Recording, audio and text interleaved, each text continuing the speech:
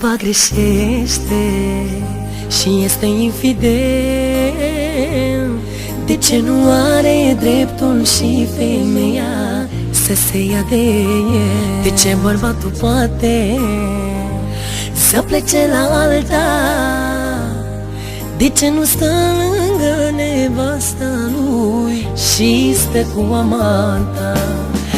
De ce, iubitul meu, te-ai săturat de mine? Oare cu ce-am greșit de pleci de lângă mine?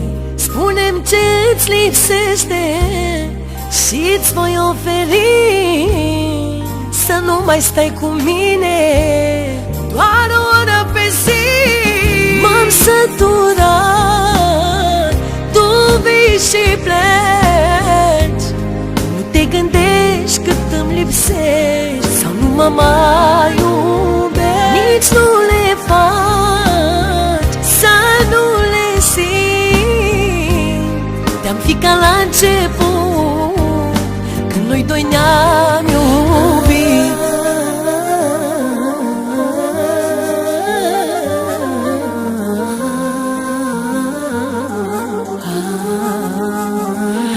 Doar pe mine mă doare comportamentul tău.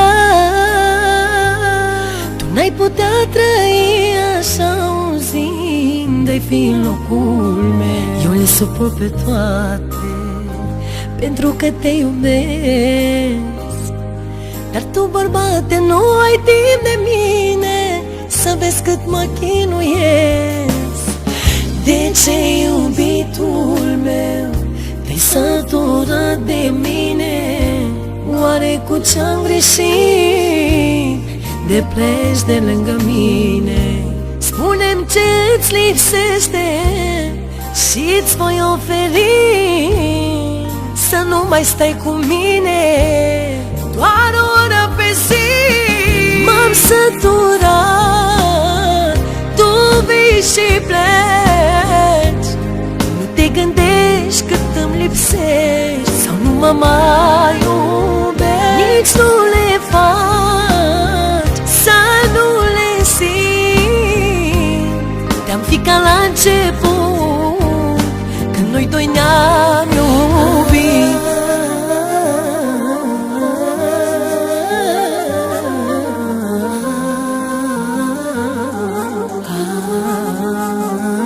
Amândoi am fost aproape, la bine și rău, și alta profită de atâta timp de iubitul meu.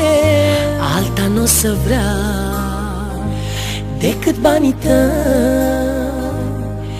iar eu te iubesc, iubitul meu, ca pe ochii mei. De ce, iubitul meu, te-ai săturat de mine? Oare cu ce-am greșit de pleci de lângă mine? Spune-mi ce-ți lipsește și-ți voi oferi, să nu mai stai cu mine doar o oră pe zi. M-am săturat, tu vii și pleci, nu te gândești cât îmi lipsești sau nu mă mai iubești.